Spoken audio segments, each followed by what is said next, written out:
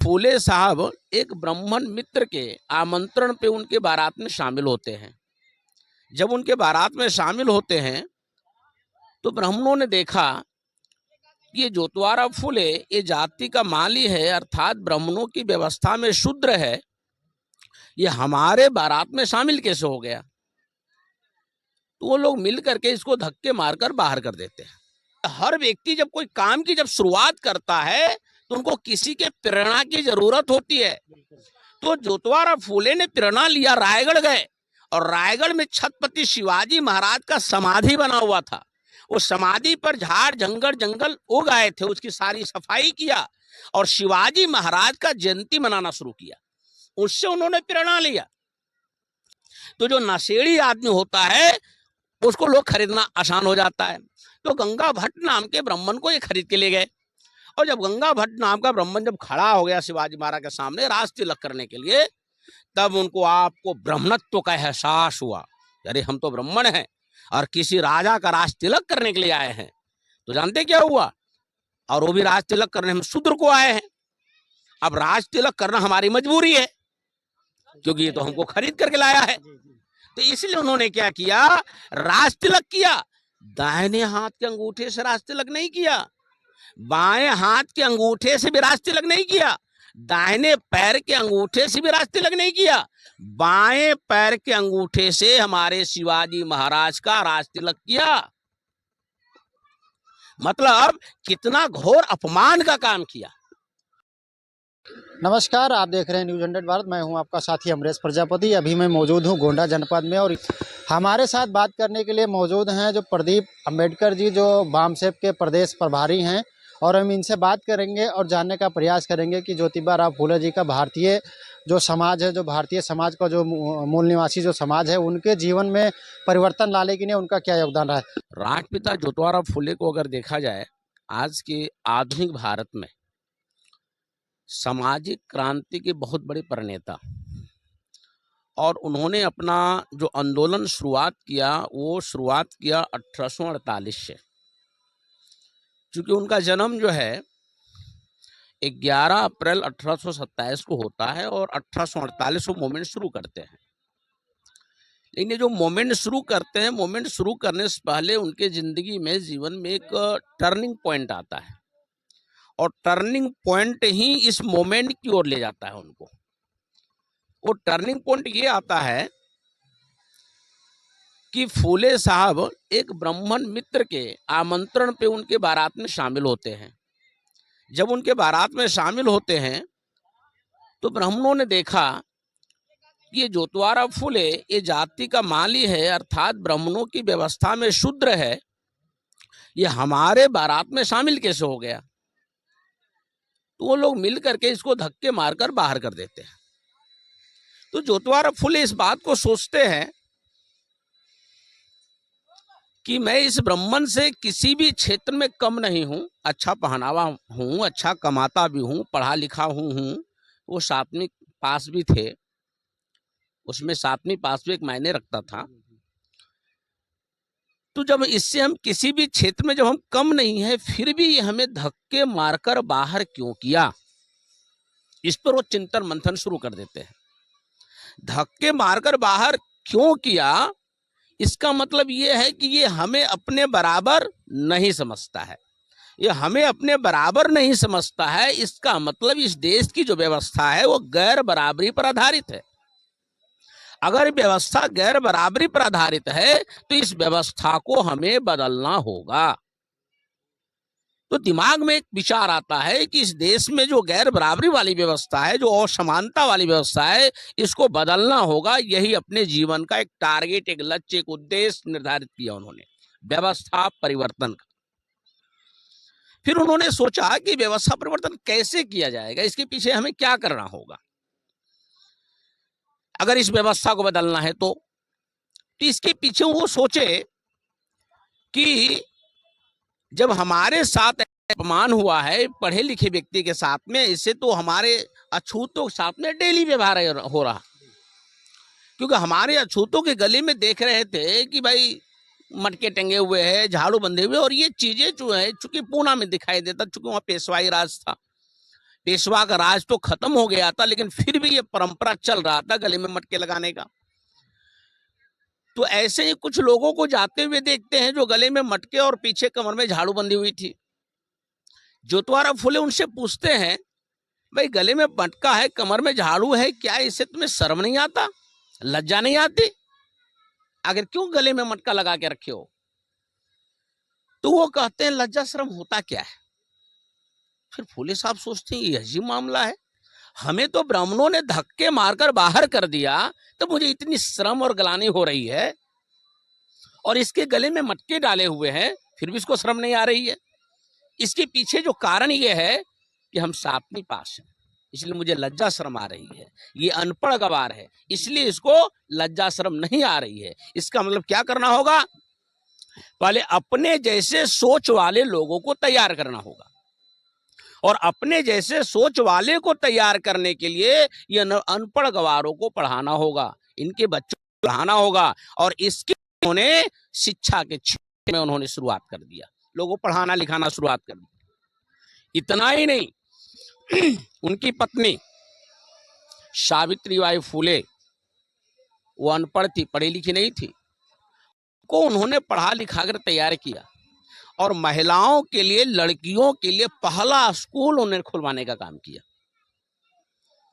उनकी महिलाएं भी संघर्ष में साथ देती रही। तो इस तरीके से शिक्षा से उन्होंने, ये जोतवारा फूले का मूवमेंट शुरुआत होता है, और जो मेन टारगेट होता है व्यवस्था परिवर्तन, उस व्यवस्था परिवर्तन को पूरा करने के लिए एजुकेशन से शुरुआत करते हैं।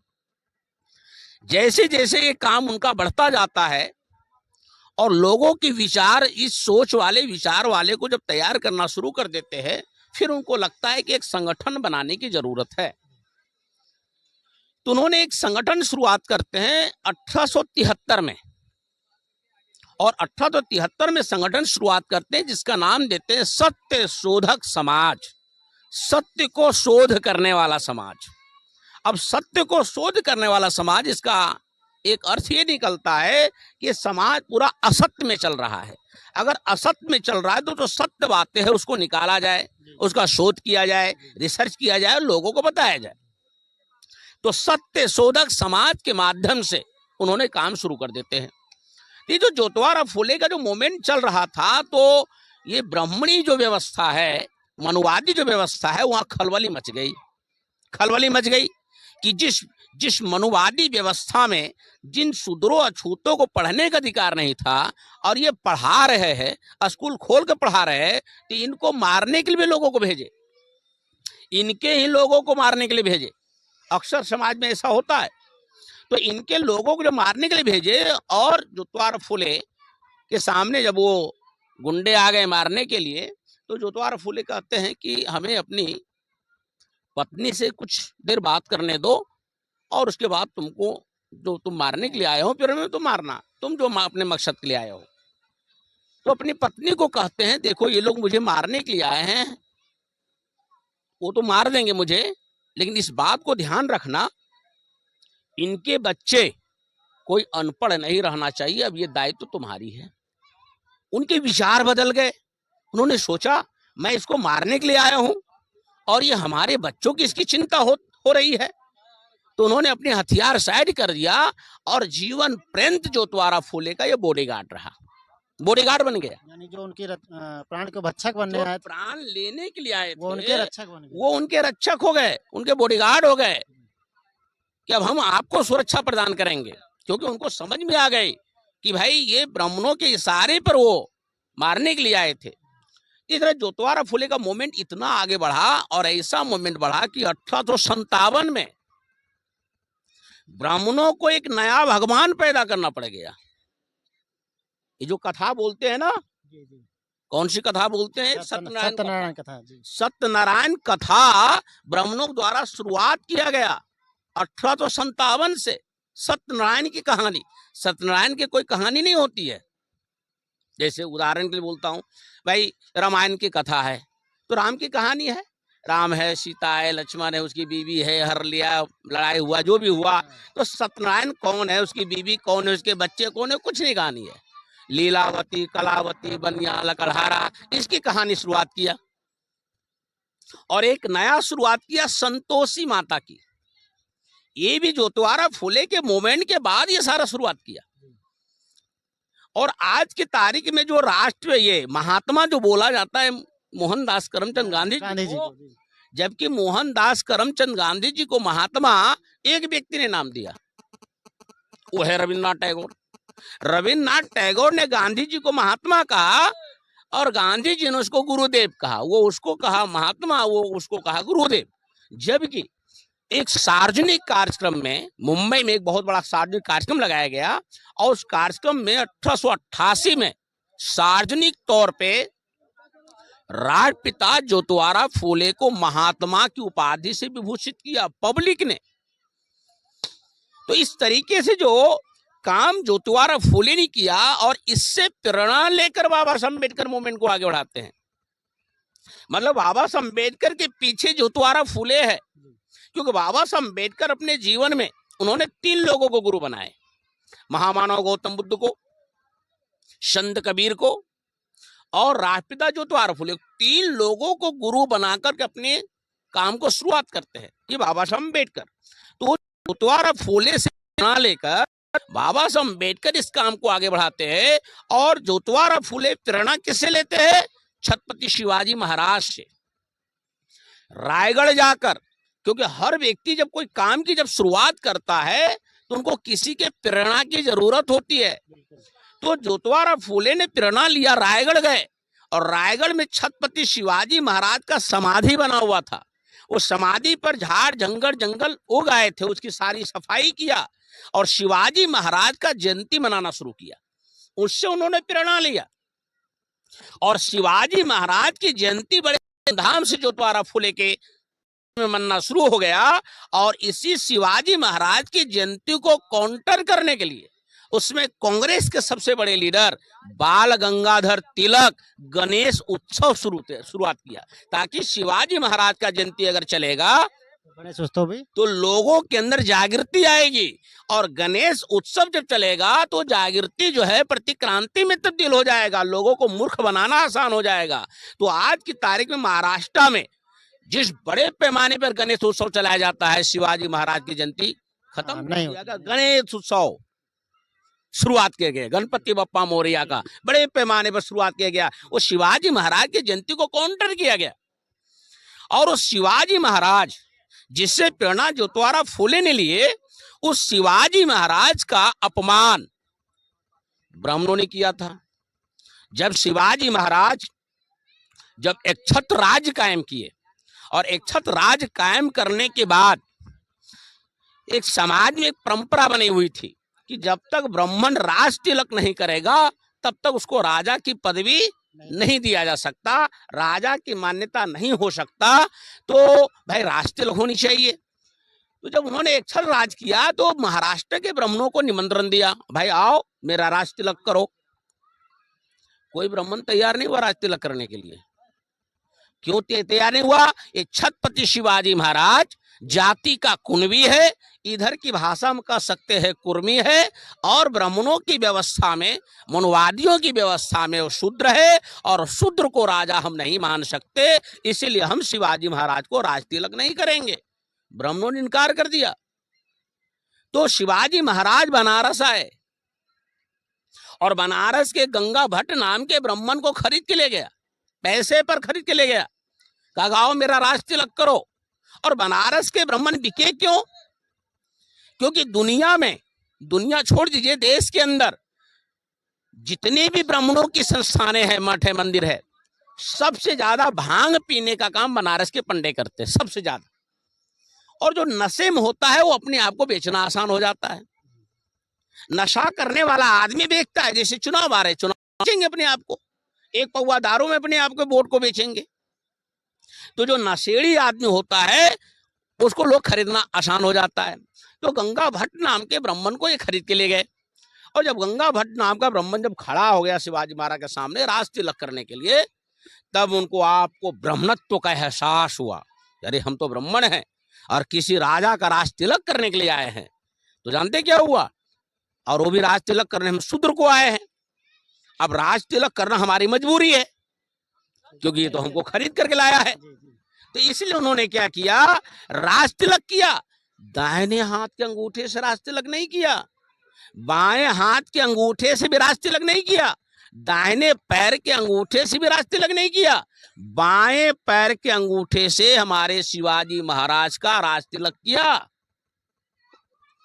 मतलब कितना घोर अपमान का काम किया। अब एक सवाल यहाँ खड़ा होता है, भाई शिवाजी महाराज ने क्यों करवाया? भाई इतना ताकतवर थे तो उसकी पिटाई भी कर सकते थे। तो लेकिन एक समाज की परंपरा थी, उन्होंने सोचा अगर ये ब्राह्मण राज तिलक कर देगा तो मैं राजा हो जाऊंगा, और जब राजा हो जाऊंगा फिर इससे बदला लूंगा। और जब राज तिलक होने के बाद वो राजा हो गए, फिर उन्होंने बयान दिया कि हमने ये जो राज सत्ता कमाई है इन भट्ट ब्राह्मणों के लिए नहीं कमाया है, बल्कि किसानों के लिए कमाया है, रैयतों के लिए कमाया है। अगर कोई ब्राह्मण गड़बड़ी करेगा उसको भी सजा दिया जाएगा। तो कहने का मतलब जो शिवाजी महाराज का अपमान हुआ और उस अपमान का बदला बाबा साहब अम्बेडकर ने लिए। जिस रायगढ़ में शिवाजी महाराज का अपमान हुआ, उसी रायगढ़ जिले में जाकर बाबा साहब अम्बेडकर ने मनुस्मृति को जलाए थे। किसी मनुस्मृति संविधान की वजह से हमारे शिवाजी महाराज का अपमान हुआ था, हम उसी मनुस्मृति को उसी जिले में जलाने का काम किया। महार सत्याग्रह में जो रायगढ़ जिले में आता है वहां जलाने का काम किया, बदला लिया। लेकिन अब हमें इस बात को कहना है आज के मौके पर, एक जो मेन संदेश देना चाहते हैं कि जो छत्रपति शिवाजी महाराज है, कौन है? ओबीसी है, शूद्र है, कुर्मी है, और बाबा साहब अम्बेडकर शेड्यूल कास्ट है। तो जो ओबीसी के साथ अपमान हुआ उसका बदला बाबा साहब अम्बेडकर ले रहे। क्या कनेक्शन है दोनों में?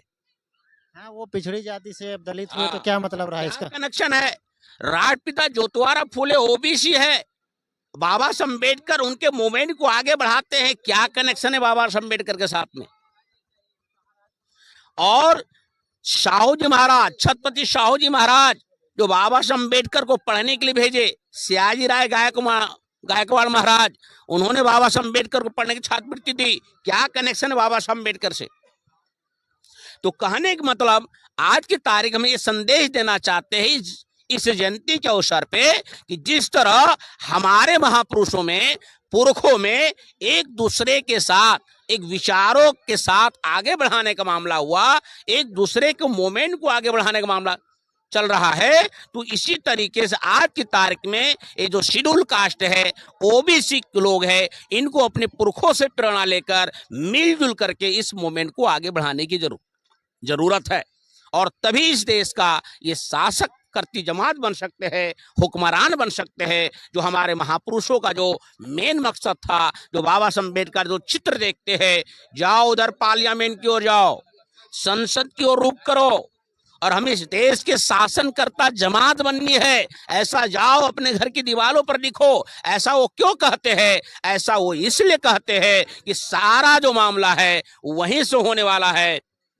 आज जो सरकारें जो चल रही है, ये सरकारें जो अन्याय अत्याचार शोषण दमन कर रही है वहीं बैठ के कर रही है। अगर इस अन्याय अत्याचार को दूर करना चाहते हैं तो हमारे एससी लोग, हमारे ओबीसी के लोग, हमारे एसटी लोग, हमारे माइनॉरिटी जो मुस्लिम, सिख, ईसाई, बौद्ध, जैन, क्रिश्चियन है, इन लोगों को मिल करके वो ताकत और एकता बनाने की जरूरत है, ताकि उस पार्लियामेंट में पहुंचे, तब उनके द्वारा जो दिया हुआ न्याय है, अत्याचार है, शोषण दमन है, इसको हम लोग दूर कर सकते हैं। तो आज के मौके पे, इस जयंती के मौके पे हम अपने लोगों को ये संदेश देना चाहते हैं कि हमें अपने पुरखों से प्रेरणा मिलना लेकर के आगे बढ़ने की जरूरत है। आपस में लड़ने की जरूरत नहीं है। नेता लोग तो आपस में लड़ेंगे, हम जनता पब्लिक आपस में क्यों लड़ें? नेता अपने कुर्सी के लिए लड़ते हैं, हमारा समाज को आपस में लड़ने की जरूरत नहीं है। और दुश्मन चाहते हैं कि हम लोग लड़े, यही लड़े ताकि उसकी शासन सत्ता कायम रहे, कायम रहे। क्योंकि ऐसे ही करके तो हजारों जातिगत टुकड़े हमारे बांट के रखा, ताकि जब जितनी जातियां रहेगी और जब तक जातियां रहेगी तब तक उसका शासन रहेगा। और ये सब जब तक इकट्ठा नहीं होंगे हमारे लोग हुक्मरान नहीं हो सकते। तो आज के मौके पे मैं ये संदेश देना चाहता हूँ।